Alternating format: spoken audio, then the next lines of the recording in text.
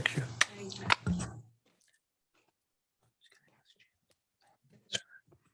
All right, I'm going to call the Springfield City Council work session to order with roll call. Mayor Van Gordon, Here. Councillor Pitts, Here. Councillor Mo, Here. Councillor Rodley, Here. Councillor Stair, Here. Councillor Woodrow, Here. and Councillor Pictionary. I'm here. Thank you. All right, we have one item tonight, which is the update for the housing and homelessness project list with Erin Fifield. And I see Erin, so I'm going to turn it over to her, and hopefully AJ, you can get rid of the acknowledgement. Thank you, Neil. Erin, it is all yours. Great, thank you. Good evening, Mayor, Council.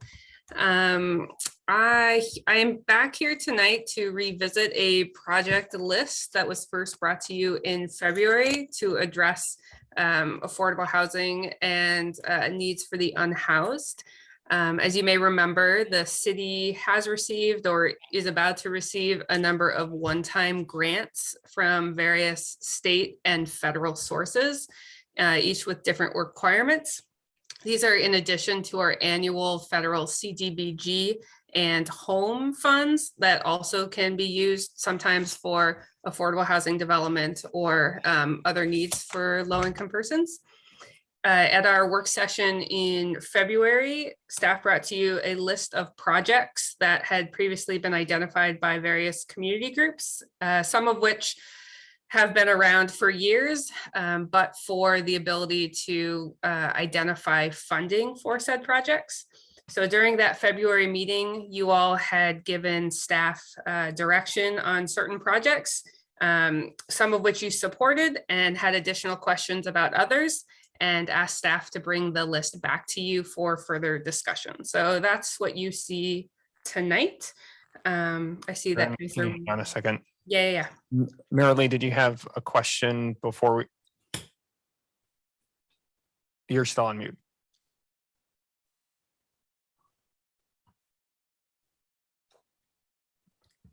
No, I was waiting for her to be ready for questions. Oh, okay. Then you were getting into the queue early. Okay. Aye.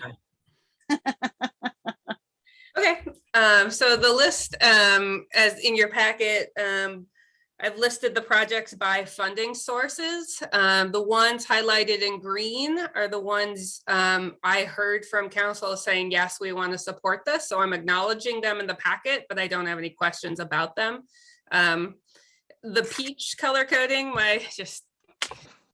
thank you for your patience with it, but just sort of indicate the funding amount left to sort of be decided upon. And so that's kind of what I'm looking forward to you tonight, any further direction on that outstanding dollar amount. And there are certainly try to include some answers I could get to some of the projects you had questions about. And then I think that's where we're at, and we can just kind of go through it. I guess project or funding source by funding source. So certainly happy to jump right in, or if there are questions. Okay, so it looks like the first funding source is that $1 million that we got from the state for housing and homelessness needs.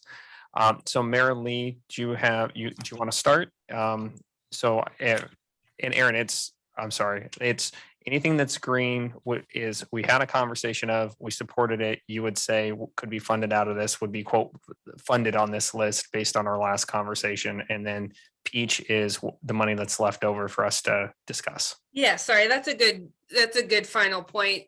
When we discussed it back in February, I had just presented the projects to you all and not really the funding sources, and sort of got the direction from you all to sort of match them, if you will. So take the projects you supported and match them to the appropriate sort of grant based on those requirements or timelines. And so that's what you see tonight in green is sort of what I heard you say yes to, and that project is ready to go. And so when we're about to talk about like the $1 million grant, really, I've added up sort of those first three projects I heard you guys say yes to. So supporting the Egan warming site sprinklers, supporting the Habitat for Humanity Fisher Village new affordable housing development, and supporting a Cahoots backup van. Adding all of those up, subtracting it from the $1 million gives us that sort of quote unquote peach peach number of 116,500. And then below that are projects that I didn't really hear, I heard questions about. So I just wanted to provide additional sort of information, and that's what I wanted to focus on. And before I turn it over to Mary Lee, just could you clarify one thing for me? On the very bottom of this list is sort of staff delivery costs on our side. Is Mhm. that included in the funding, or would we have to tell you to include that in the funding? It's not included in the green amount. It would be in addition, we'd be adding it to that list. So of the 116.5, yes, that would be one of the things we'd throw in there. Yes. Okay, perfect. Mary Lee? It's on this first category, I had a question in regards to the 20,000. First of all, let me say, this was wonderful. I love the way this was organized. It made so much sense. It was so easy to go through and see what funding was going to be used for what project, what was the, I mean, it was just for my interest, it worked out great because I totally got it. And it was, I really liked the way you put it together. Dropping down below the peach to the $20,000 for sub. I know sub gets other funding to help with low income. And I know they also have the request on your sub bill if you want to donate more money to help out, and that kind of thing. 20,000 seems like a small drop in the bucket for something that could help. And if possible, would like that might be considered. So I'm just going to throw that out there. And I have other comments, but I'll wait till we get to the other charts. Leonard? Couple of things. First of all, the Ann's Heart is still up in the air, apparently. Is the site that's being contemplated for the Ann's Heart project or the shelter still the upper floor of the memorial building? So my understanding with Ann's Heart, and I put that on it's under a different, I think it's under the second bucket, but my understanding is that Ann's Heart has not identified a location. And we could talk about it there, but I also understood from this project that the memorial, or from this group last time, that the memorial building wasn't a go, but I'll leave that to you all to decide. So Leonard, like we're taking the number one list with the one that's attachment 1, page 206 first, and then we'll get to, I think Ann Hart's is on a different funding list. Okay, so it's coming out of a different bucket then. Well, I wouldn't describe it as funded at this point, but it's on a different list for a different bucket when we get Be that far. considered, yeah. All right. The other question that I had was off the first list. It was about Fisher Village here. It says that the 300K would fund the construction of the first 2 of 12 Habitat for Humanity units. Do we have sites picked out for all 12 units or just for 2 right now? They own the property. They know where those 12 are going. They've just sort of run up against some like a lot of different changes have happened over the last, 5-10 years that this project has been in the works, but they know where the sites are. Yes, they own that property. Nothing against any of the other items that are in white right now or the one in peach, but I would give high priority to constructing more of those units. If there's nothing to prevent us from further funding the construction of those units, I know that Habitat Humanity always gives you tremendous bang for your buck, and I would love to see some of those constructed. Steve? Curiosity on the Cahoots backup van, which I'm really glad to see. The purchase would give the Springfield Police Department a backup van for Cahoots. I didn't know there was a connection there. I thought Cahoots was separate. Is it? So my understanding is that Cahoots is run through Whitebird. But there's the connection that I don't know if the correct term is operated by, or sort of the dispatchers through the police department sort of take that initial call and then decide whether or not it is a sort of a better fit for Cahoots if there is a crisis versus a better fit for a police or other sort of response. I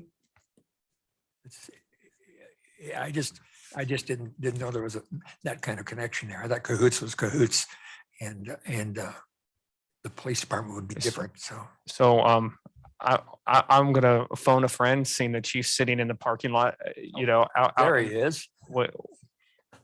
Put him on the spot right now. Thanks, chief. Springfield dispatch. Yep. So they triage the cases that come in, and I think we transfer about 5,000 cases a year to Cahoots versus a police response. Yeah, I think it's great.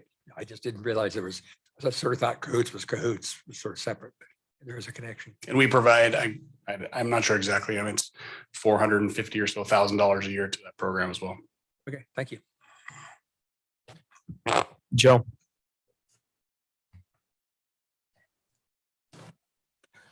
I think actually that's more of a salmon color, but anyway, no, I am supportive of the green and the salmon / peach on that list. I think that's probably the wisest use of the money at this time. Thank you.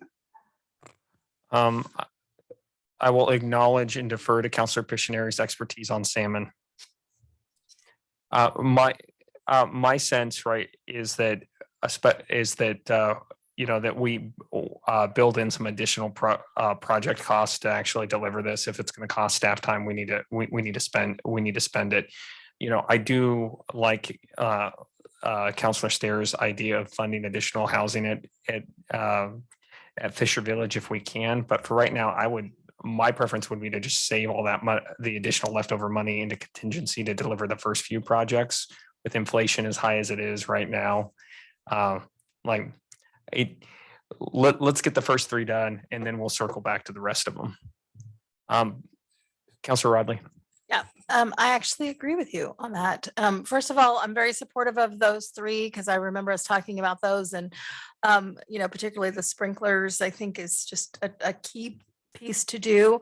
And also when I'm looking at the ones at the bottom, I think last time I sort of shared my thoughts around the $20,000 for the to administer assistance, and just having worked in that, know how quickly that goes and all the different sources of revenue for that kind of program.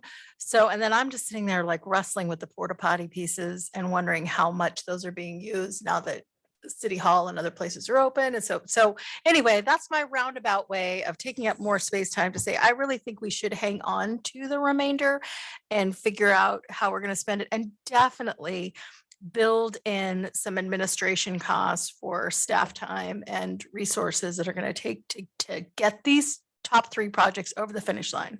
Thank you. All right, Aaron, I think we're good there. Are you ready to move to the next list? Yeah, sure. So just to confirm, we'll focus on the first 3, hold the contingency and for staff, and then come back to you sort of when we know more as those move forward, if there are any other questions. Okay, Correct. great. That is clear. Thank you.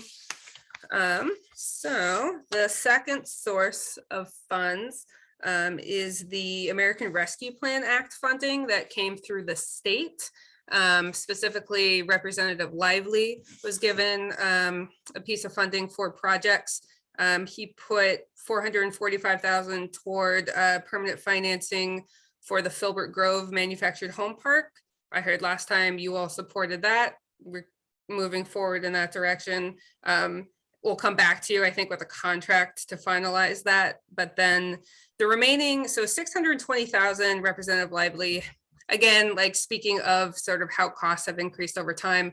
At the time we had this discussion, there were 2 projects in mind that Representative Lively wanted to support. One was Ann's Heart and helping them acquire a building for a women's shelter. And the second project that Representative Lively wanted to support was Square One Villages had an idea to expand the C Street Co-op to a neighboring property, thinking that cost could be $220,000. So in the time between our last meeting, doing some follow-up, Ann's Heart has sort of said they're looking at properties that could work. And right now their estimate is that cost is actually closer to $500,000, not $400,000, with increase in home prices. And then for the Square One Villages, actually, the C Street lot is no longer available for expansion. There was an idea I think I brought forward last time of F Street Co-op. And since that time in my follow-up, there's actually, I think, that is less certain, I believe, than when I first brought it to you. The developer is certainly interested, but there is no exact plan for how it would or could be constructed, and Square One Villages hasn't exactly signed on yet, though as said, they're kind of interested. So personally, as staff, if we're talking about moving projects forward, I'm a little hesitant on sort of supporting a project that isn't ready, or the people I would normally expect to be, I can't support it because they have not signed on yet.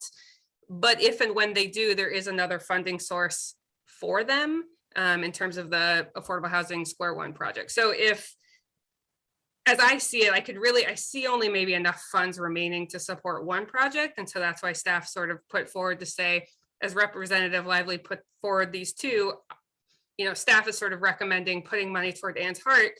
And then if and when Square Villages comes in and whatever project they do, understanding your support for it, there are other sources that we could use whenever they're ready. But I'm hesitant to say yes now when that project is not ready to go, knowing we want to move the funds. So that's kind of where that conversation is, but I would love to hear questions and thoughts. Okay, so Leonard first. So Aaron, if we give Ann's Heart the 500, then that would leave 120. And is Square One ready to move forward with anything right now, or are they more or less just holding off? They've got a big project in Eugene they're working on off River Road, and that's where their focus is, I understand right now, called Peace Village. I think they're certainly interested in the future in Springfield for sure, but that is not, as I've heard, they're not ready. So we would have the option of just holding that money, the remainder in abeyance until such a time as we've got a project ready to go. Yeah, that's one possibility. I think Ann's Heart also mentioned, like, if there are need to repair or do other sort of improvements to the house, that could potentially also be they might also be a need for that. But yeah, however you wanted to hold them. Okay. I'm good with that. Okay, then we're Marilee next, and then we'll go to Councilor Rodley. Yes, I like what's here in front of us, and I like the 500,000 for Ann's Heart. I think that's a program we really need in Springfield. We need the program itself for a group home for homeless women. As far as repairs, potential repairs, hypothetically, would that not fall under a possibility for CDBG money as well? In the future, if they came across something like that, they could apply for CDBG money to go towards repairs. Yes, they could. Okay. So at this point, 500,000 would get them started and get them in a good spot to know what they need and where they're going. I hope so. This is like a recent real estate look, I think they did, in terms of saying what's for sale now. I think as we've seen home prices increase, is 500 still going to be the price of a home in 6 months? I don't know. So that's kind of where some of the uncertainty is, but are they doing any outside fundraising? My understanding is yes. They've been fundraising for years, actually. And as sort of that nonprofit has stated, their belief is that fundraising is certainly going to be that much more when there's an actual property right that they have in hand. So okay, well, I'm definitely in favor of the Philbrook Grove and the Ann's Heart, and go from there. And Marilee, June's here, and she's nodding yes to all these questions all along. So thumbs up, June. Corey. So I also am in support of both of these and in support of the 500,000 for Ann's Heart. My suggestion would be to then just hang on to the remainder. Also, again, I definitely think we should, have administration costs come out of that to support staff and what it's going to take to get them through. I also, at first, when I was reading over it, I was like, oh, this is a challenge. Because I'm a big fan of the City Street Co-op, and I'm looking forward to more things like that. So yes, and I think they have other funding opportunities. So thank you. So I guess I had two quick comments. I'm a big fan of what they did at the C Street Co-op as well. And I know that they're not quite ready to go for, they're not ready for prime time for phase two, but it's a very creative way to get us to some home ownership. And, if the folks from Square One are listening, right, like we just want to back up the first round of C Street went really well, and I look forward to when they design and they're ready to get the second piece off the ground. And then with the question with Ann's Heart, and June is here, and I at some point I want to connect with you and just learn a little bit about everything that's going to get us to the finish line here, because this has been out there for a few years and I feel like I'm 3 versions ago. All right. Anybody else? I've been working with the Ann's Heart Group since the concept. They've been working really hard to get to this spot. They deserve it. All right, Aaron. Okay, great. I guess I just want to maybe confirm, is this helping Ann's Heart certainly buy a property? So if they, let's say, find something for $550,000, are we supportive like up to the 620 in that sense? I'm looking around. If that's what administrative costs demand, then sure. Well, 620 is what's left, right? Right. So I guess and you're saying, do we want to go up? Do we want to tell them it's up to 620, or do we want to cap them at 550 before they come back and talk to us? All right, Joe. I like the C Street project. I think that should be funded. And also I think Ann's Heart should be funded. I don't like I don't think we need to bump that up. I think it would give us a good trigger for them to come back and take a look. And then we potentially could have different directions that we can pull from. Marilee. We also have administrative costs at the end of this column that we need to consider. So I would like to stay at the 500. And if for whatever reason they come up with something that they found for 525, they could come back and ask council about it or something. But I would like to put the 500 at this point, stay there and see how they do. Okay, so Okay. that's the direction that we've got. I think that's reasonable. All right, let's go to the next funding level, which is the 3 million for the new manufactured home park. Yeah, I'll just add, those are really all my questions. There's certainly time if you guys have any questions, but I had brought these up before, so wanted to include them. I heard support. Staff have certainly been doing due diligence on a site that we own to see, can we partition off a vacant parcel to meet the needs for a new manufactured home park, given some of the deadlines with this funding source. And our plan is to come back to council before recess with a little more information on that site and that project, and see any questions or directions you have for us to really go forward. Leonard. Yeah, I just wanted to ask, how many mobile home units do we expect to get out of the $3 million? I want to say St. Vincent de Paul would be estimating about like 40 and 60, between 40 and 60, depending on the site plan. Okay. So 60, that'd be $50,000. I mean, at a minimum, $50,000 per mobile home. Is that about right? Yeah, I don't know what the total cost of development will be. The 3 million will just be a piece of that. Depending, yeah.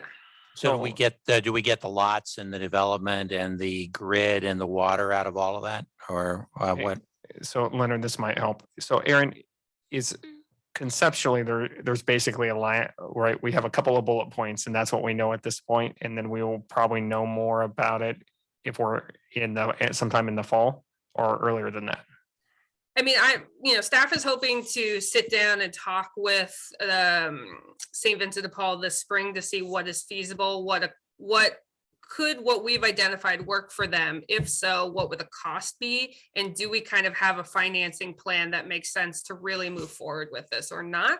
And then to bring that back to you all. So as far as the legislative, like 3 million is concerned, that is eligible to be used for costs of development, whether that's reimbursing for the cost of land or creating infrastructure or buying the units is kind of up to, I would say, the developer on how they want to sort of put that forward, but. Sure. Yeah. So we so- can expect itemizing. Yeah, so some of the detailed questions you have, right, like are still getting sorted. Yeah. Counselor Pictionary. Thank you. So along that same line, I think that I realize it's very initial. But I think also, of course, that money could be used for actually putting in infrastructure as opposed to handing cash over and et cetera, et cetera. So there's many different ways, and that's down in the weeds quite a bit, but I do want to make sure we get out in front of before this moves forward to look at the adjacent properties to determine if there is potentially any negative financial impact those homeowners would suffer based on a development, or what their thoughts are, their support, et cetera, et cetera. I think by not including them way early on will bite us, because I'm sure they'll get quite vocal. All right. Looking at the next 2 pages of content, those look like updates. So I'm going to look around. Does anybody have specific questions or feedback for Aaron on the next sort of the rest of the packet? Since there's not a decision item, but there's an opportunity to discuss if we're interested. Oh, well. I do want to call out the money from Senator Byer around for a behavioral health center, right? Like, I think there's a partnership there to be made, and I'm interested to see how that develops in the future. And I know that there are some parties out in Springfield that are looking at a similar thing. So I think that'll be interesting to see what when we get more information. Yeah, I'm going to talk with the county staff hopefully soon just about if they don't move forward with the behavioral health center in Springfield, then what the opportunity is to sort of use that money for land acquisition in Springfield. So hopefully I'll have more there. Joe. Thank you. Trying to figure out which button to push. And I'm familiar, Aaron, with the responses that you gave back to Mr. Sauer. Appreciate the work you did in that, and that's what the mayor is referring to in regards to the East Springfield area.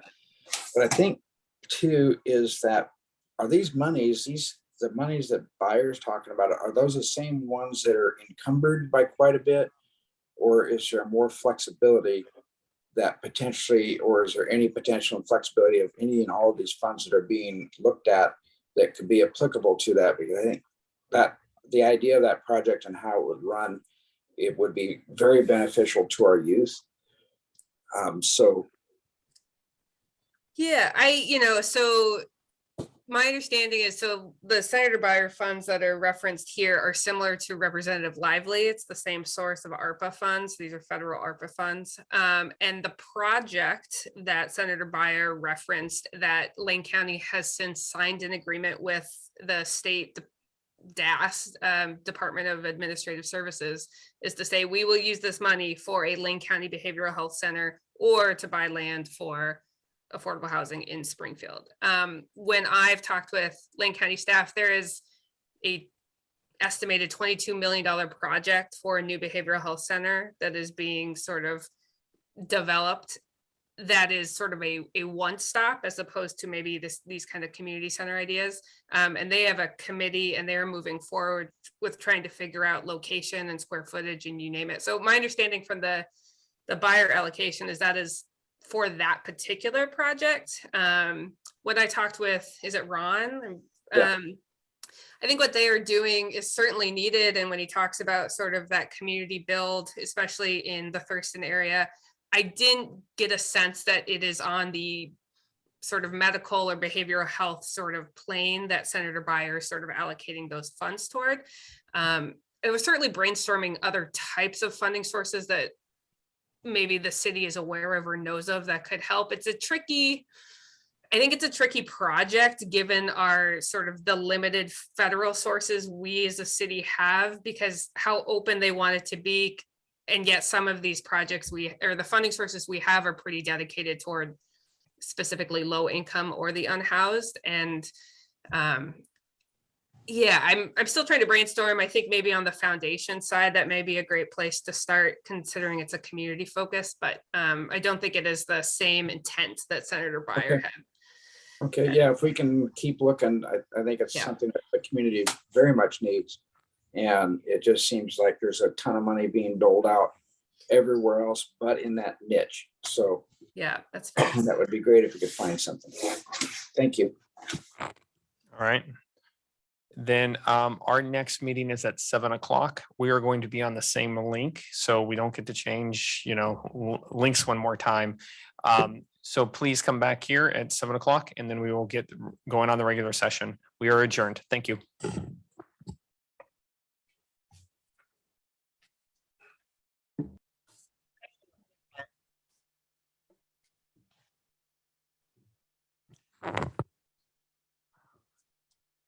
Do we see Counselor Pitts in the waiting room? I knew he had a conflict, so I don't know if, Not seeing him at this Okay. time. Mayor, I We'll keep an believe eye out. I Okay. think he exited at the last meeting. okay. Counselor Pictionary, did you make it back? All right. We still have enough to get going, so I am going to call the regular session of the Springfield City Council to order with a roll call. Mayor Van Gordon, Here. Counselor Pitts, Counselor Mo, Here. Counselor Rodley, Here. Counselor Stair, Here. Counselor Woodrow, Here, and Counselor Pictionary. I'm here. Thanks. An entry as always. Please join me in the Pledge of Allegiance. I pledge allegiance to the flag of the United States of America, And to the to the republic republic which for which it stands stands, one one nation, nation, under God, under God, indivisible, indivisible, with with liberty liberty and justice justice for all. for all. As we begin our meeting tonight, I would like to ask members of the audience who are joining us by phone or online to please keep yourselves on mute until you are called to provide public testimony. There are 2 items designated for public testimony this evening under public hearings and business from the audience. If you are attending in person, please complete the request to speak card located at the entrance of the council chambers and give them to the city recorder. If you're joining us with a tablet, smartphone, or computer and wish to speak at either of those times, please use the raise hand feature in Zoom. The order of public testimony is as follows. Anyone in person in the council chambers, anyone who's raised their hand for virtual testimony. And Neil, could you let us know how many people are joining us? Yes, Mayor, 26 participants online and approximately 19 here in the room. Great, thank you. First item, please. Mayor, the first item is Springfield Upbeat. Item 1, Mayor's recognition of Officer Kate Crawford. And Mayor, this is your item. Oh, well, this is fantastic. We're going to, if we can have Chief Shear and Officer Crawford join us. I have a brief thing that I'm going to read, and then we are going to give Chief Shear a chance to say great things about the work Officer Crawford's doing, and then we'll turn it over to the rest of the council to share any thoughts that they have. On a Friday night in February 2022, a 911 call came in by a man saying that he'd been stabbed. Officers were dispatched, and Officer Kate Crawford was that first officer on the scene. Officer Crawford met the male victim on the sidewalk, who was bleeding badly from a deep stab wound to his chest, and provided life-saving care until paramedics arrived and transported him to the hospital. Prior to joining SPD, Officer Kate Crawford worked for the Eugene Springfield Fire Department. In 2021, she applied to be a member of the SPD SWAT team. She underwent a selection process and ultimately was chosen to be a team member and attend state basic SWAT school. She has a peripheral duty on the team as being a team medic, providing peace of mind to the members that they can face dangerous situations, knowing if they are injured, she will be there to immediately to render aid or to subjects who are critically injured. In her short time on the team, she has taken it upon herself to develop an enhanced emergency first aid training curriculum called Tactical Emergency Casualty Care for members of SPD. She's administered that training to both SPD SWAT and Lake County Sheriff's Office SWAT team, and will be providing it to all members of the SPD in coming weeks. The knowledge she is sharing and the skills that she is teaching will allow our first responder officers to save lives in critical incidents when seconds may literally be the difference between someone living or dying. So when I saw this story, I was amazed. It is a great story of the level of public safety that the citizens of Springfield can expect from folks like you. And one of the things that really stood out to me is not only the bravery and response and that you saved this gentleman's life, but also how, as we kind of go forward in an enhanced sort of public safety network, it really touched on a lot of different skills. And I just wanted to say thank you, and I appreciated it. And I'll let Chief Shear say a couple of words. Echo what the mayor said. Officer Crawford's been with SPD a relatively short time, but she's made a significant impact during the time that she's there. She's making impacts in ways that are going to set the bar for how we perform as an agency moving forward. The kind of skills that she's teaching our police officers truly help keep them safe when they go out on the street every day, and they help keep the community safe. And while we're here to recognize Kate Crawford for her achievements tonight, she's also a representative of every single person in this police department. And what we're recognizing her for is one example of the great work that happens day in and day out from this agency. So thank you for representing this agency. Thank you for representing this entire city. And we're super proud to have you as part of this team. Thank you. All right, don't go anywhere yet. Mary Lee, did you have anything to add? Yes. Thank you doesn't seem to be a big enough thing to say, but it is a huge thank you. I don't know what to say besides that. You're awesome. What you're spreading, the attitude, the passion, the incredible experience and devotion to your fellow officers, as well as the job itself and the department. Just a huge thank you. All right. Anybody else? Counselor Rodley? I just want to say thank you, and thank you for bringing your best self to the city of Springfield and to the Springfield Police Department. And I think you are an exemplary example of a great team that we have. And I have deep appreciation for the first responders and the work that you all do in very difficult situations. So thank you. Counselor Pictionary? Yes, thank you. Great work. That's awesome. And, you can tell when people stand out like you're doing right now is that you're doing something that I have no doubt you feel deep to the core is your calling. And that by doing that, by answering your call, you are doing more for the public than most anybody could possibly do. And I know that you feel a deep sense of satisfaction within yourself by being able to be a part of this great picture. And so for that, we all appreciate you a ton, and keep listening to that call. That's awesome. Good job. All right, I'm coming down. We're going to take a picture.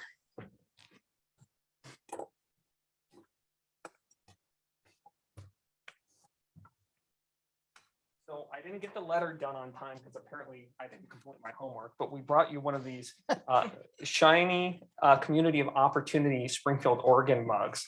And rumor has it there's another one someplace in the PD that you'll have to find, but hopefully you'll be able to put this to good use.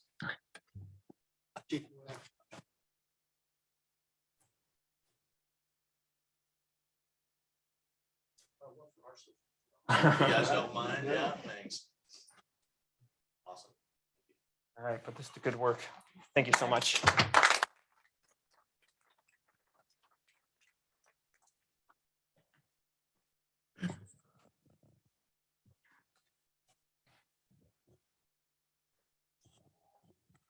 Next item, please. Mayor, it'd be hard to top that, but your next item is the consent calendar.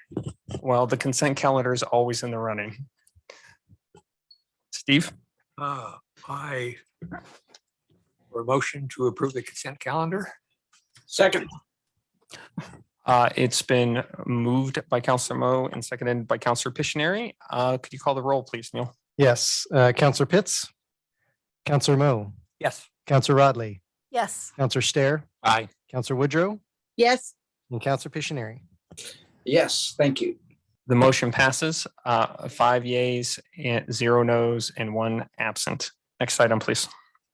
Next item, you have 2 public hearings tonight. Public hearing number 1 is the overnight parking program code change. Ordinance number 2, an ordinance amending sections 8.00, 8.005, sorry, 8.000, 8.005, 8.010, and 8.012 of the Springfield Municipal Code to expand outdoor temporary emergency shelters to include social and religious institutions and adopting a severability clause.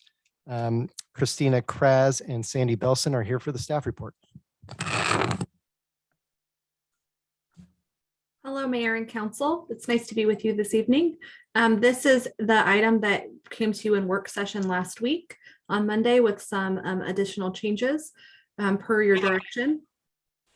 This is specifically a proposed ordinance to adjust the definition of those sites that can participate in the overnight parking program from including churches and industrial sites to including religious and social institutions that are private institutions, which includes churches, but it's not limited to churches, as well as the existing industrial properties.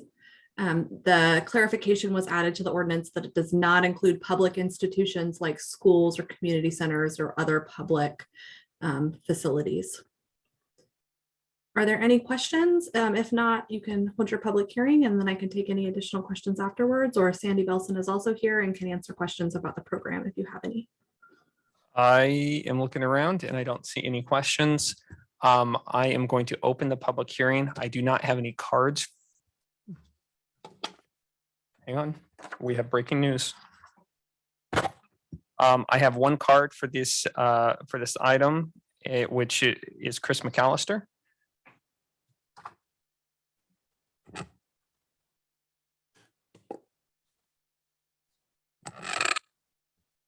Good evening, Mr. Mayor, members of the council. My name is Chris Mcallister and I live in Ward 3. I come before you as a member of the Carry It Forward team, which currently does overnight parking program site in Springfield over at 42nd Street. And we're very much supportive of the language of this ordinance. We're very much in support of expansions of our only option for Springfielders in this community that are not families. We do a lot of great, excellent supported family work, but this is a really good way to meet our people where they are. We have seniors who don't qualify. We have couples who would be separated if they go to other options in our community. And so car camping is one of the ways that we can do this better.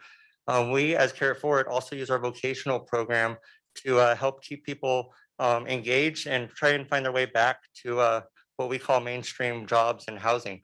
And so by that, we've created a model called the Spot Shelter, which is a wooden shelter that we'd like to ask for you to consider into the code as you expand your code. These are like a Conestoga, but they are fit to be able to use power. They do not have plumbing, but they are able to sometimes be moved because we had them on wheels, but we created an ADA version, which is the first known ADA shelter created locally.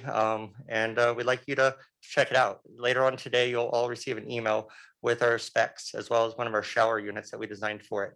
This is created by the unhoused for the unhoused, and models of it are currently around Lane County. I thank you for your time and your service. Thank you.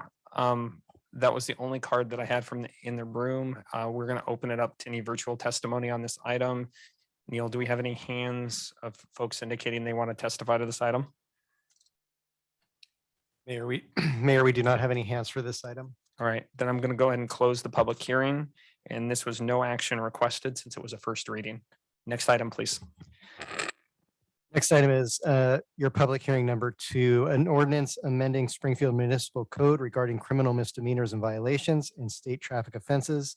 Ordinance number 3, an ordinance amending Springfield Municipal Code section 5.100 and 5.104, adding section 6.000 and 6.002 and adopting a severability clause. Mary Bridget Smith is here for the staff report.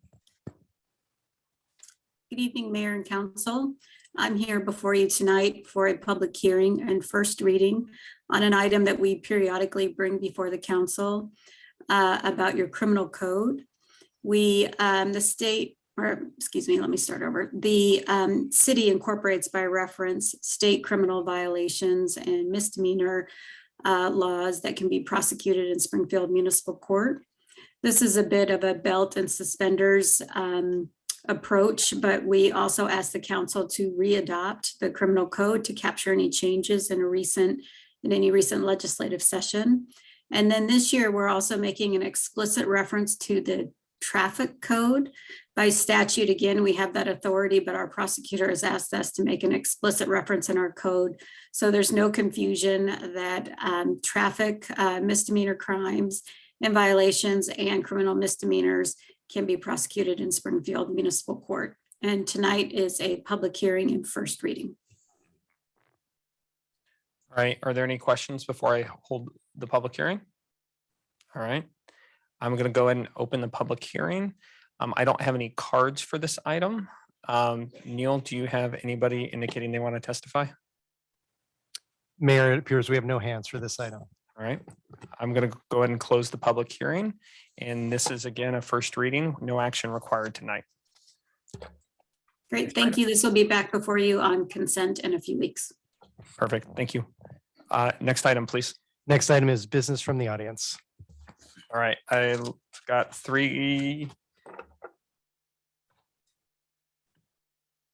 All right, I've got 4 cards, and then if you want to testify virtually, please, you can start queuing up and raising your hand. The first card is Sabrina White.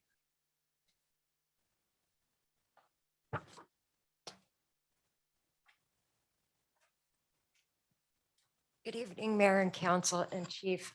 I just wanted to let everybody know on council that our cops rock. We have wonderful police officers, and I am just so tired of hearing how bad they are. They're getting a bad rap, and they don't deserve that.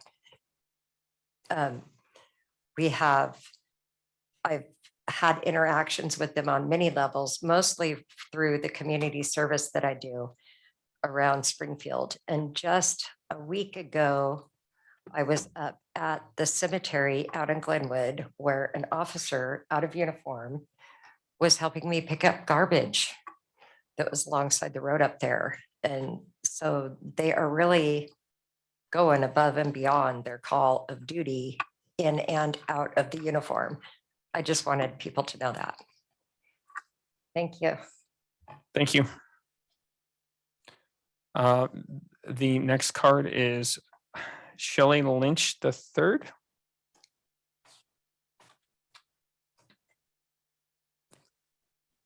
It's pronounced Sly Lynch. Oh, I apologize. Good evening, council members, everybody at home.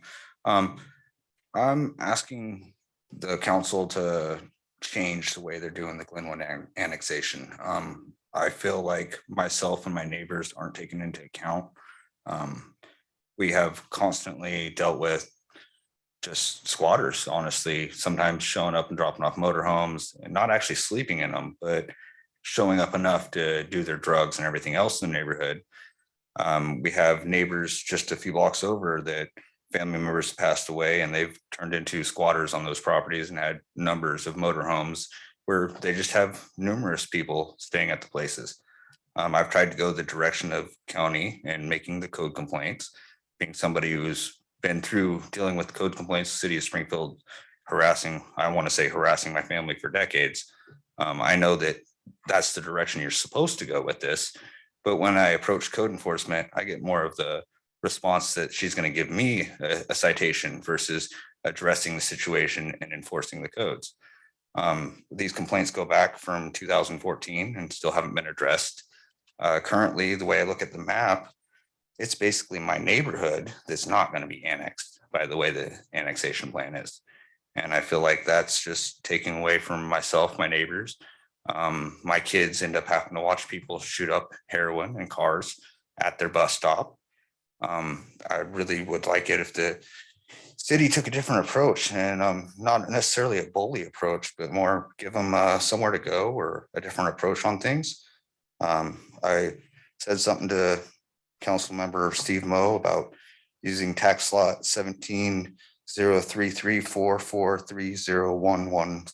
Oh, wait, that's my address.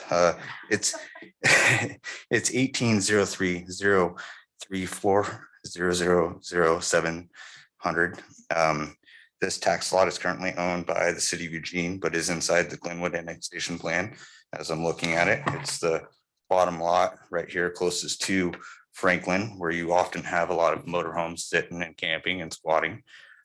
This is, I think it's roughly 17 acres up there. It's quite a bit of space to turn into a community where we could actually do something to change the way things are going versus saying something about the camp that was located right here off 19th in between the railroad tracks. I said something about a year ago and they removed the trees, but they just move in different locations. My neighbors and I would like you to put some type of barrier just north of 19th Street on the opposite side of the railroad tracks, north of them, in between 19th and Franklin, to keep people from cutting through our neighborhood and maybe change some of the outcomes going on in the neighborhood. We'd also like some help because the moment shelter care opens back up, we're just dealing with the traffic even worse than before. So it's a big concern for myself. Thank you. Next card is June Fothergill.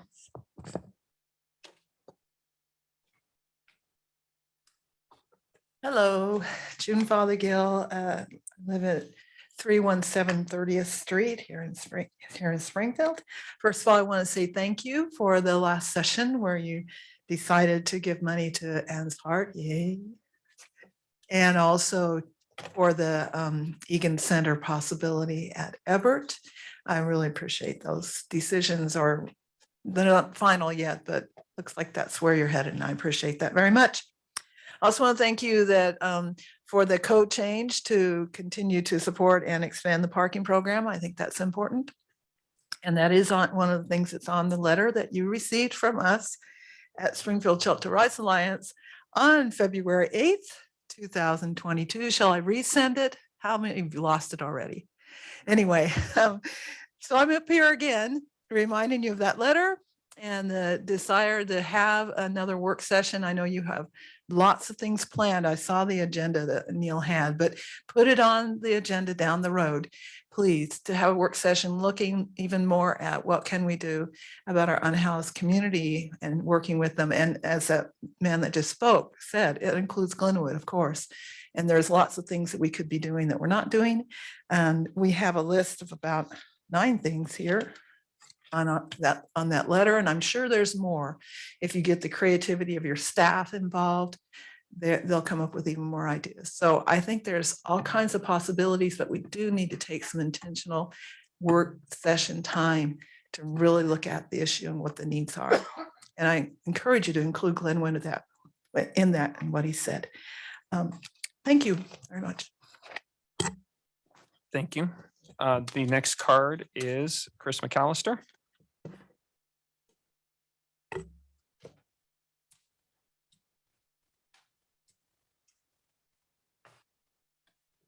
Mr. Mayor, members of the council, Chris Mcallister, Ward 3.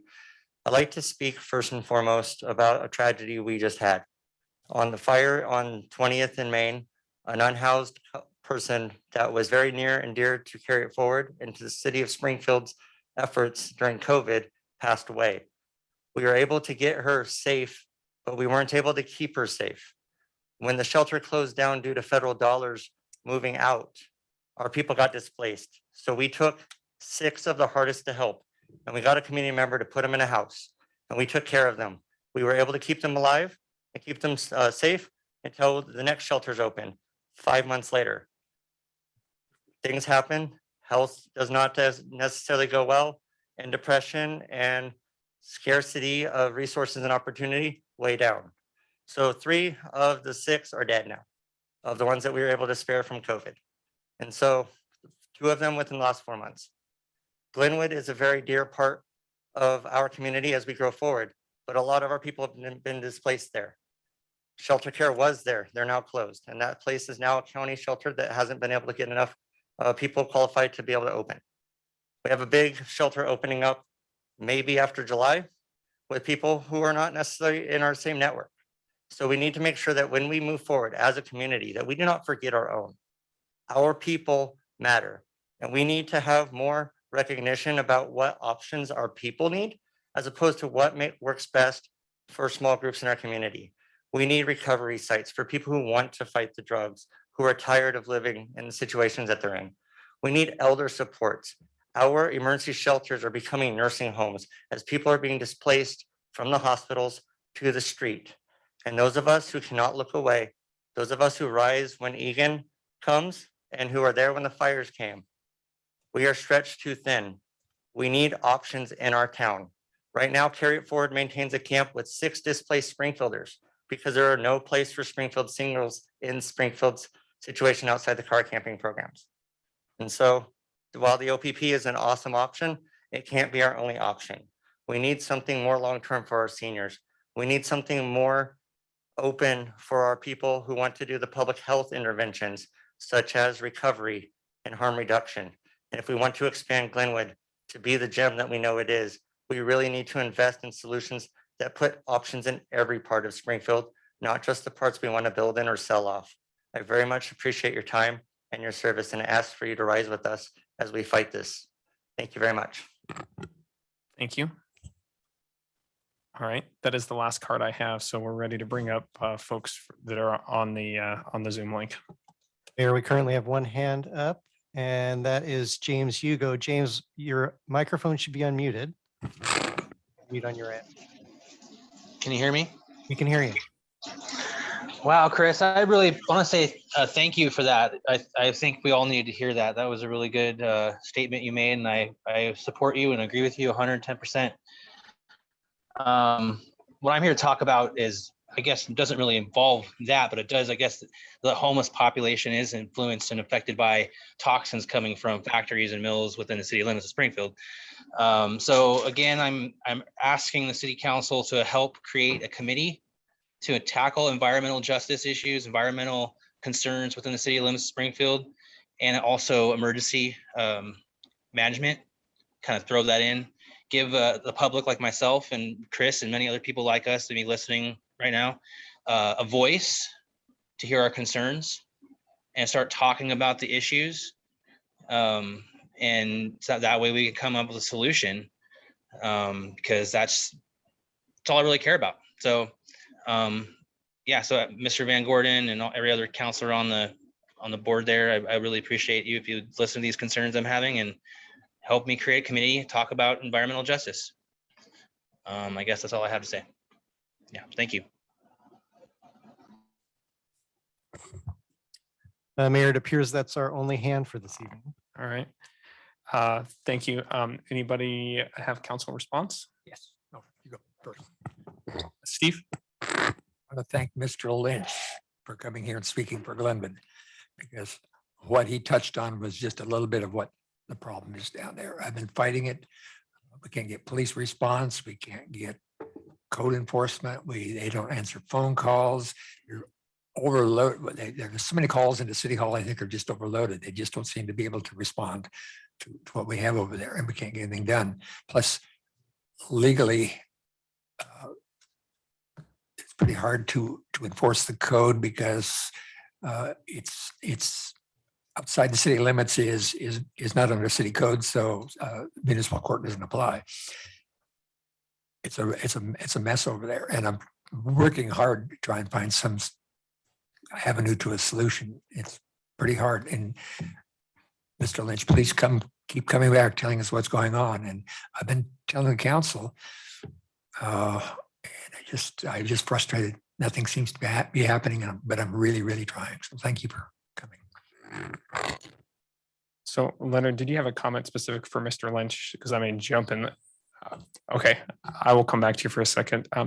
Can we have somebody from staff follow up with Mr. Lynch and see if we can't, right? Because they exist, you know, that those properties sometimes exist in a limbo zone between the city and the county, and and getting them put in the right place and getting an answer is pretty important. And Mr. Lynch, I would encourage you to reach out to your county commissioner to talk about the issue. Our staff is going to follow up with you and see if you can't get you a little bit more information and you pointed to the right direction. The one piece of property that you did cite, from what I could see, that actually may not be City of Eugene property. That may be eWeb's piece of property. So I would just encourage you to keep contacting the different elected boards and to find a solution. But we've got your phone number. I'll get it to this staff and somebody will follow up with you. Leonard. Thanks. I did want to thank Sabrina White and Sly Lynch III, June Fothergill, Chris Mcallister, James Hugo for your comments tonight. James, I think that environmental issues are things that the council is very concerned about. We do have staff that is devoted to emergency management right now, but the environment is completely inextricable from the emergency issues that we face right now. And I think that we're all dedicated to finding solutions. I did hear a lot of comments about the homeless community tonight, and I was in Utah recently, and a housing activist said that housing first is great, but it's not all that you have to do. You have to provide wraparound social services as well. And it's something that the city needs to be cognizant of, and I hope that it's something we're going to be paying more attention to. Marilee. Yes, I just wanted to ask Chris if he would please get that information in regard to the spot shelter. I had not heard of that before. It sounds very interesting, and I'd like to see some more information on that. And I'm getting head nods from Chris Mcallister, so message received. Thank you. Anybody else? Just to talk about property ownership up there, there's eWeb and Sub that own property up there, but if Sub, it's called City of Springfield owns, it's not Sub. I believe eWeb the same way. It's not eWeb, it's City of Eugene. So that's, I think the actual ownership is by the cities. All right, next item, please. Next item under bids is item number 1, a bid award for project P21151, which is the Centennial Boulevard overlay at Aspen and Prescott. And Tom Boyott is here for the staff report. Thanks, Neil, Mayor and councilors. We usually don't pull a bid award off the consent agenda. This one has, excuse me, extra meaning. It's the 8th and final project of the street bond. And I just want to run through a few sort of facts here. I think it was almost exactly 4 years ago when Victoria Doyle asked questions at the budget committee about the state of our assets in the streets. And that was in April. And by a special meeting in July, the council had directed staff to go ahead and put an item on the November ballot for a $10 million bond to fix 8 streets. That passed, something 65% plus or minus. And I just have to pause here and give a shout out to Steve Moe, then planning commissioner, Leonard Stair, then city councilor, Sean Van Gordon, then city councilor, for forming up the core of the political action group and working with Victoria and others to bring this forward to the community and see the success that it enjoyed. Property taxes hit, the property tax levy hit the tax rolls on July 1st of 2019. We had already begun design and construction at that point, front loaded a little bit of money, picked off the easiest couple of projects to build. 2020 was really a design and a bidding and a contracting year. And last year in 21, we did 6 more of those projects. And so Centennial is the final project. We're ahead. We're right about spot on budget. We'll know once we wrap up this project how close we came to exactly $10 billion. We're prepared to go over a little bit. Not sure if there'll be any left over, but if there is, we'll figure that out when we get there. Anyway, just phenomenal. all the way around. I couldn't be prouder of the engineering group, Christy Kruger, getting those projects out there, getting them built. Even towards the end here with inflation and some other things that started hitting construction price indexes.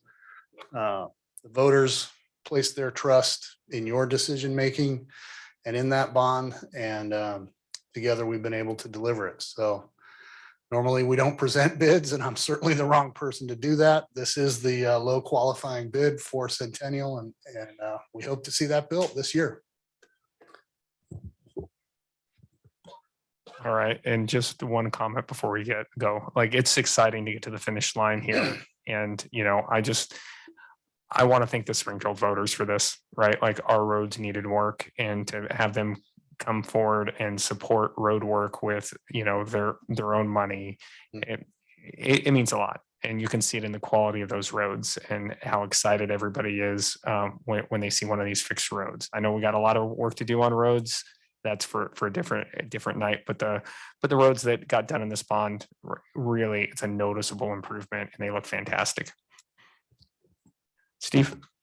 When we put this before the public, and I say we because I was part of the organization that did that, we made promises to the public that the money would go exactly where we said it would, and it has done that, and it's been a wonderful job. And I think we're sort of looking forward to hopefully they'll support us in doing another one.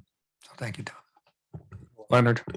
I think when we were putting this to a vote, we put out some literature that said that the state of our roads amounted to a regressive tax, because what was happening was that people were having to devote a lot of money to the upkeep of their vehicles based on the amount of damage that the roads were doing to it. And of course, the less money that you have to put into your car, the less you can afford to get that done. And I'm very proud of the work that the city has done since that vote to make this happen. So thanks for your help, Tom. I mean, you've been very instrumental in it. Team effort. All right. Councilor Mo, we do have a motion for this. Oh, well, I'd like to make a motion that we award the contract to Riverbend Construction for the amount of $954,564.81. Second. Been moved and seconded. Neil, could you call the vote, please? Yes, Counselor Pitts, Counselor Mo, Yes. Counselor Rodley, Yes. Counselor Stair, Yes. Counselor Woodrow, Yes. and Counselor Pictionary. Aye, thank you. A motion passes, 5 yeses, 0 nos, and 1 absent. Thanks, Tom. Next item, please. Any business from the city council? I do have a couple. We found my public testimony. Corey, go ahead. Oh, I have a couple things too. I just wanted to take a couple of minutes to acknowledge a lot of people, some folks' names we know and some we don't. Chris Mcallister mentioned earlier the fire in the 2000 block of Main Street, where Nathan McNeil and Delana Chambers died in that fire. And we also recently, there were 2 individuals who were killed in a stabbing over on 28th Street. All of these are really close in my neighborhood. And I wanted to acknowledge the loss of our neighbors. And I also think it's important to acknowledge the Eugene Springfield firefighters and our first responders in the Springfield Police Department, because when these things happen in our communities, they are happening to all of us, those who are experiencing it as victims and those who are the responders who are also responding and having a front row seat to the loss and the trauma of that. And that is, as a city, what we do is we come together on all sides of those. And so I just want to take a little piece of my time to express my deep appreciation, as I did a little bit earlier, for those directors, those responders and those people who show up when we hear the sirens or the roads get closed, and also just to acknowledge the loss of life of our neighbors. Thank you. Okay, and I've got a couple of pieces of business. the first one's the easy one. Desserts for dinner at 3 is coming up. So this is the annual dessert competition that Catholic Community Services has in Springfield, where you get a box of desserts and then you get to grade the winning baker in town to support unhoused families in the Catholic Community Services Day Center for Oasis. So please, if you have not bought your dessert box, please go out and do it. They come with 0 calories in them. Boxes. Yeah. They're pretty good. All right. Second item, Counselor Woodrow and I went out. We've been taking a couple of meetings along Main Street as we talk about the Main Street safety plan. And I guess, having watched the Planning Commission the last couple of weeks, and when I think about an 1,800 page packet really coming at this group, the thing I wanted to work through tonight is we really need to delay when we're opening the public hearing for Main Street.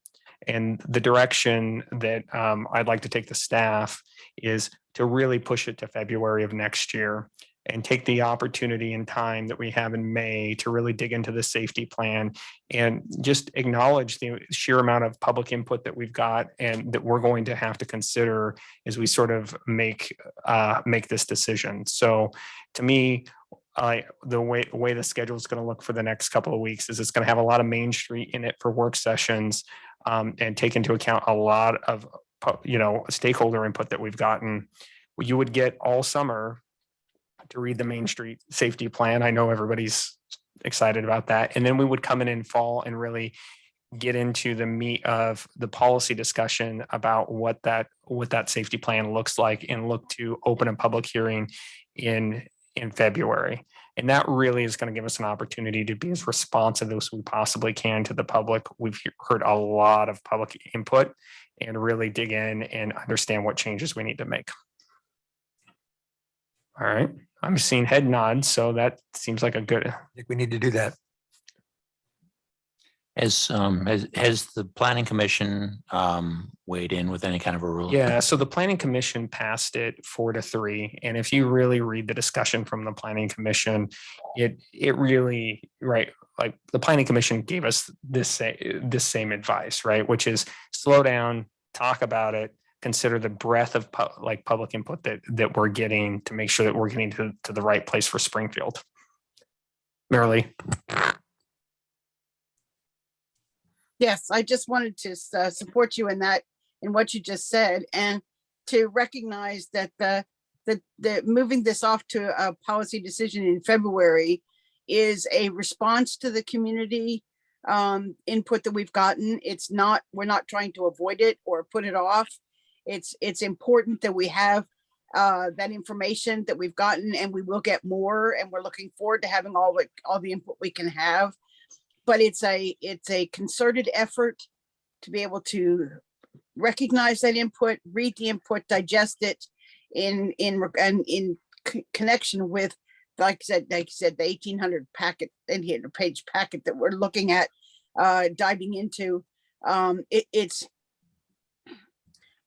something that is conceptual and looks ahead to what may or may not happen on Main Street, and when we have to evaluate it from all angles, and we have a balance between the different entities and their areas of concern and involvement. It's important that we be able to have the time to look from all aspects of it. So thank you. The city's going to put out a press release that provides some of the information to the public, and again provides the comment link for people to provide any additional feedback that they might have. Joe.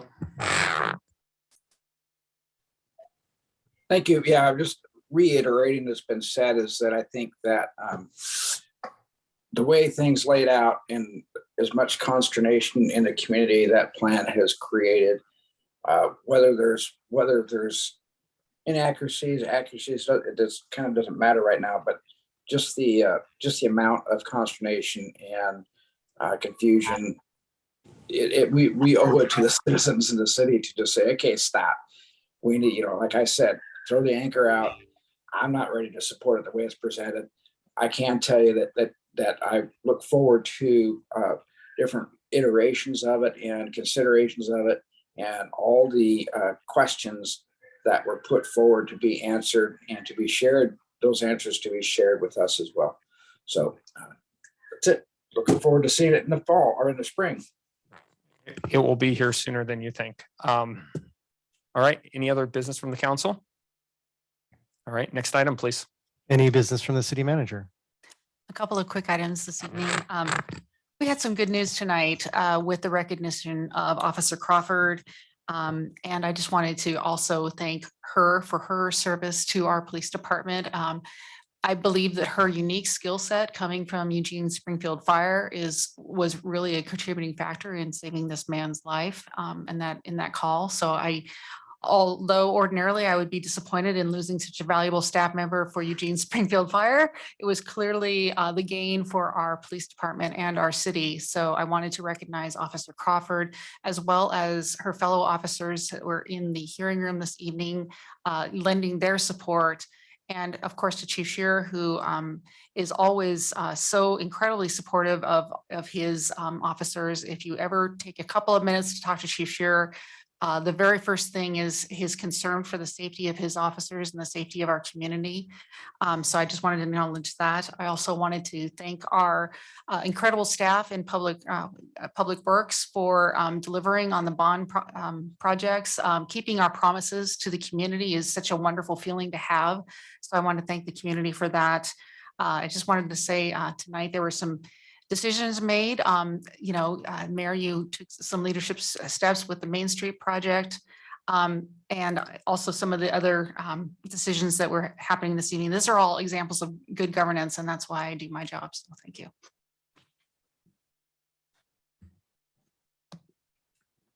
Any business from the city attorney? No additional business tonight. Thank you. All right, and this looks like our last meeting for the evening, so I'm going to adjourn the meeting. Have a good night, everybody. Thank you for attending.